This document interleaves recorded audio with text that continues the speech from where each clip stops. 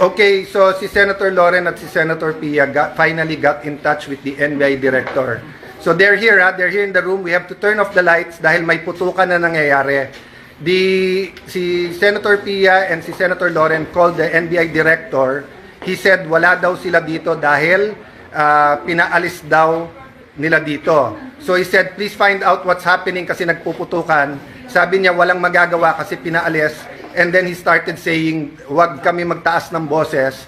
What will you do, Director, kung may putukan na at lahat ng staff mo at yung mga usaan mo naka-vest na lahat and hindi malaman mangyayari? What would you do? Hindi ba dapat ang sagot mo, ma'am, sir, I'll go there, I'll make sure you'll help?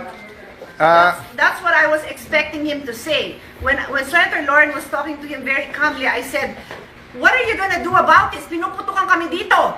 So sabi niya, hindi kami makalapit, pinalis nyo kami dyan. Sabi ko, well then do your job, make us safe, this is not good.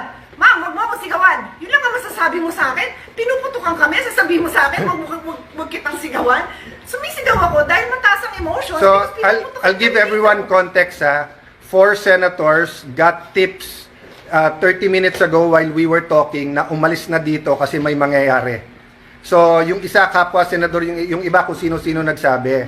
So, the emotions are high here because bakit kami paalisin? We're waiting for the articles of impeachment and we're having a meeting. Nasabi lang dadating na. So, again, no? Kung sino nakikinig from the government, this is the Senate of the Philippines. We are allegedly under attack. The Sergeant of Arms has confirmed na may putukan na dito. So please, kung sinong nanonood, sinong nakikinig, we expect yung tawagan namin would understand the emotions here and will say we'll do something about it. No? So the rest, mga nasa Senate, turn off the lights, stay low. Kung may active shooters, follow the protocols.